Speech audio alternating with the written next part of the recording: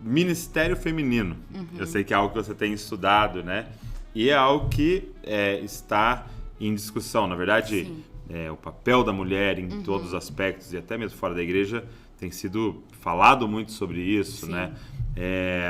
Daquilo que você tem estudado, como é que você tem visto o cenário atual? O que a Bíblia nos fala sobre ministério feminino? Assunto, né? Eu tenho estudado bastante porque foi uma necessidade minha, né? Tô no ministério, casei, já entrei assim pro ministério, então eu sempre tive uma dúvida assim de como me portar. Isso. Porque eu não queria ser uma mulher ministreira, você entende, né?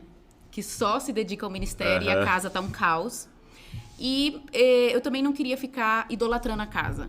Ou os filhos e tal, mulher anos 50, americana, não sei. O estereótipo. Aquele cartaz, né? Isso, eu não queria ser infiel a Deus naquilo que ele estava me chamando. Então eu sempre, assim, ficava pensando assim, qual o equilíbrio? E sentia muita falta de mulheres mais velhas nessa jornada, né? Às vezes a geração passada não conseguia... cada um se dedicou para um lado, enfim. Eu vou dar um exemplo, né? Do que está acontecendo agora. Eu recebi alguns comentários. Poxa, que legal a conferência e tal, mas cadê as mulheres? Onde estão as mulheres, né? E realmente é uma questão de a gente se perguntar. Agora, quais são as linhas que existem em relação a isso? De forma geral, a gente tem 2 linhas. 2 linhas. Isso. Elas são... Isso é até recente. A gente tem o complementarismo e o igualitarismo. O complementarismo diz que homem e mulher são iguais diante de Deus, mas os papéis, as funções são complementares. Então, assim, um homem e uma mulher têm a capacidade igual, são iguais diante de Deus em valor, em essência, mas a função, né, vamos dizer assim, a economia, né, o desenvolvimento de como que funciona, tanto na família quanto na igreja, é diferente. Então tem algumas coisas que você só para homem e outras, enfim. Igualitarismo, homem e mulher são iguais diante de Deus e em papéis também são iguais. Então, podem por isso fazer a palavra, exatamente o que um ou outro pode fazer. Iguais e tal. Então a questão, por exemplo, da submissão no igualitarismo, ele já não aparece tanto. Então a submissão normalmente é interpretada como algo depois da queda. E a redenção, Jesus eliminou, então... questão de submissão e autoridade. No complementarismo, não. Existe submissão e autoridade. Agora, qual é a diferença? Nuances novas, diferentes que a gente tem. No Brasil, a gente não tem isso tão claro. É mais nos Estados Unidos. No Brasil, acho que as pessoas ainda estão, tipo assim, tô vivendo. Vamos levando, né? Vamos levando. Daqui a pouco a gente para falar desse assunto. Depois a gente vê como é que é na prática. Nos Estados Unidos, a gente tem hoje o que a gente poderia chamar de complementarismo generoso ou complementarismo estreito e o complementarismo amplo. O que é o amplo? É que a questão da submissão ela é muito mais ampla e no estreito ela é só para o casamento. Hoje, eu poderia me definir como nesse estreito. Que é a submissão no casamento. Porque na prática, no complementarismo amplo, ele é bem mais conservador. E a mulher, por exemplo, não poderia exercer cargo de autoridade nenhum sobre homem. Então, ela não poderia ser policial. Em qualquer esfera da sociedade. Entendi. Isso. Então, é mais ou menos essa divisão que a gente tem hoje. E para você, qual tem feito mais sentido, assim? O complementarismo estreito, né? Ou generoso, né? Hoje a gente pensa, como a gente definiria bem na prática? Homem e mulher são iguais diante de Deus, obviamente, submissão no casamento, mas, então, dentro do lar a gente tem a submissão, mas na igreja também a gente tem uma estrutura que Deus colocou. É que o presbitério, ou o governo da igreja, é com homens, qual palavra eu poderia usar? Ungidos por Deus, chamados por Deus. Porque quem fala isso é a esposa do Tim Keller. Mulher não pode ser presbítera. Por quê? Porque fica feio o termo. Pode ser uma boa resposta. Esteticamente fica mesmo. Ela fala o seguinte... O apóstola, né? Fica meio estranho. Fica esquisito. Não é que... Ó, Deus falando, né? Olha aí. Deus fala até na linguagem. Mas, ó, ela fala o seguinte... Não é que mulher simplesmente não pode fazer parte do governo da igreja. É que vários homens também não podem. Vários homens não estão qualificados. Não é só uma questão de gênero. É uma questão de qualificação e chamado de Deus. Então, existe uma lista bem criteriosa em 1 Timóteo 3 sobre quem que deve ser presbítero e diácono na igreja, né? Sim. Presbitério. Então, no estreito, o governo da igreja é por presbíteros, de acordo com o padrão de Deus, homens, mas outros cargos de liderança estão... É tranquilo para uma mulher exercer. Inclusive, ensino. Então, aí os textos que falam sobre a mulher não ensinar... eles são interpretados de forma contextual. Isso. No estreito. Mas vou usar aqui a Kate Keller, que foi quem mais eu tenho usado, no livro Jesus... eu já esqueci o nome do livro. Jesus, Mulheres e Questões de Gênero, acho que é. Não, Jesus, Justiça e Ministério de Mulheres. Tá. Da Kate Keller, a esposa do Tim Keller. É um livro bem pequenininho. Na verdade, lá em casa a gente já cria bem parecido com ela. Mas quando eu li o livro, eu falei, gente, que mulher gênia. Não, o Tim Keller é isso, né? Você fala, eu acreditava nisso, mas ele falou de uma forma... Poxa! Que isso? É exatamente isso aqui. Ela faz uma exegese do texto sobre o silêncio da mulher na igreja e tal. Ela pega os textos de terror lá. De terror. Ela fala exatamente isso que as feministas não gostam. E ela vai fazer uma exegese do texto e ela é, assim, ela é muito chique. No livro ela fala assim, se você quiser saber mais sobre isso, você lê fulano de tal, que ele já fez um trabalho hermenêutico sobre isso aí. Tipo assim, super, ela é muito boa. E ela interpreta, por exemplo, falando que quando Paulo está falando sobre a mulher ficar em silêncio no culto, versículos antes ela falou que quando a mulher for profetizar, ela use o véu. Uhum. Se é para a mulher ficar em total silêncio, não pode falar hora nenhuma num culto, como que antes ela podia profetizar?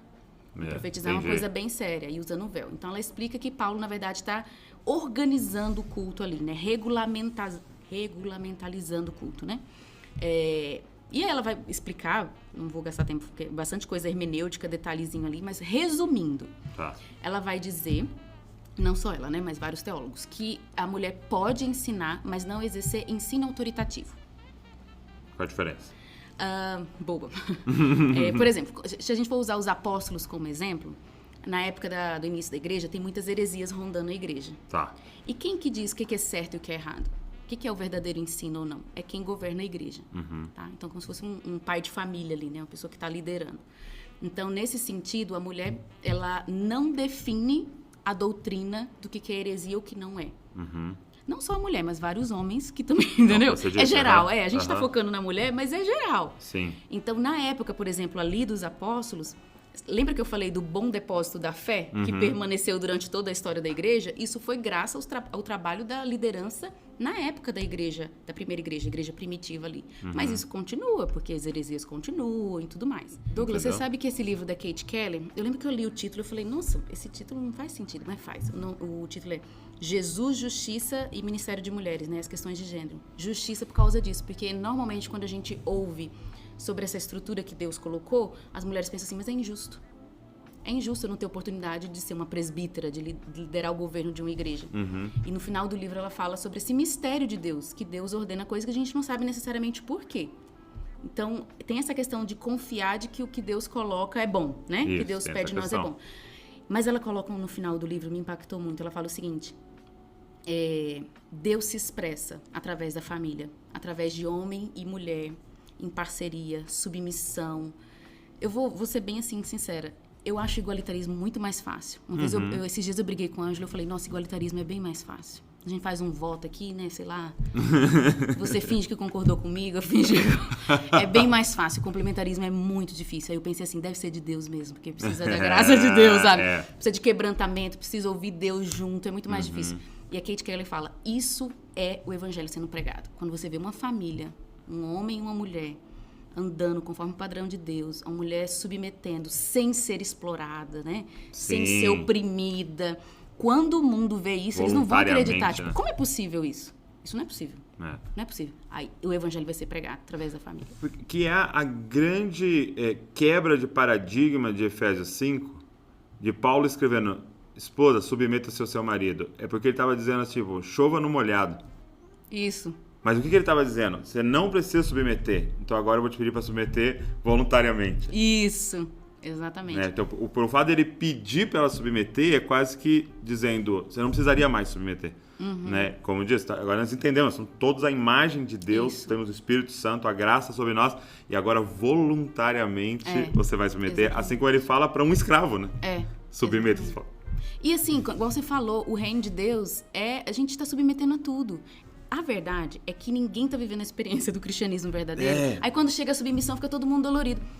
Eu submeto ao pastor. Eu já submeti ao meu pai. Eu submeto às leis de trânsito. Eu submeto a tudo. Então, tipo assim, a questão no casamento... É claro que existe abuso, é claro que existe tudo não isso. É tão simples, né? Mas a vida cristã assim, uma jornada de submissão. Submeter-vos uns aos outros. Na experiência da igreja local a gente vive isso. Sim. Né? Então, acho que tem vários pormenores que as pessoas têm medo porque elas não conhecem toda a realidade da vida cristã, na prática, né? E acaba ficando com medo. Agora, assim, só acrescentando nessa questão da mulher na igreja. Eu creio no governo por presbíteros, né? Lá a gente costuma falar que o que define o presbitério e o governo da igreja é os 3 Ds, né? Doutrina, disciplina e direção. Então, nesse sentido é que a mulher ou qualquer outro homem que não for chamado para isso não pode exercer. Okay. Mas isso não quer dizer que um presbitério, por exemplo, não ouve uma mulher. Exato. Que uma mulher não pode ser ouvida numa reunião de presbitério, que ela não possa emitir uma opinião. É igual ao casamento. Nossa, pelo amor de Deus, eu converso demais com o Ângelo, eu falo tudo que eu penso para ele. Então, não quer dizer que o governo não possa ouvir mesmo as mulheres. Porque não faria nem sentido não ouvir, né? Porque existem dores e situações da igreja que é só estando na pele delas seria possível. Então, temos que ouvir de todas as formas. O que estamos dizendo é bater o martelo da decisão que vai ser tomada. E sim, e as esposas, então, se eu e a Val somos né? Naquela reunião de presbitério, ela está representada ali, né? Então a gente respeita muito isso. E eu acredito, olhando de forma racional e lógica, né? Assim, porque Deus fez o homem muito mais racional e frio, né? Que eu percebo que é bem necessário para algumas questões na igreja ali, de que a emoção veio à tona, assim, né? E a grande qualidade da mulher é essa sensibilidade que ela tem de perceber coisas que a gente não percebe, mas que atrapalha muito numa tomada de decisão. Que se a gente faz pela emoção, se a gente não aguarda e pensa em todos os impactos, acaba comprometendo várias coisas, principalmente em instituição, em grupos, né? Então, eu acredito que essa frieza que Deus nos deu, né? Que atrapalha em várias coisas, mas que ali Você sabe que eu brinquei com o Bibo falando assim que tem igreja que parece sinagoga de Jezabel. Só mulher liderando. Uma confusão. E tem igreja que parece reunião de maçonaria. Que não vê mulher. Você tem igreja que é tipo assim, nossa, só tem homem aqui, cadê as mulheres? Você não vê essa atuação que é tão importante. E se a gente for comparar igreja com família, tem que ter tudo. Tem que ter homem, tem que ter mulher, tem que ter velho, tem que ter novo, tem que ter tudo. Tem que ter tudo. Porque é uma representação da sociedade, né? Isso. Redimida, né? Uma cidade acesa em cima da montanha.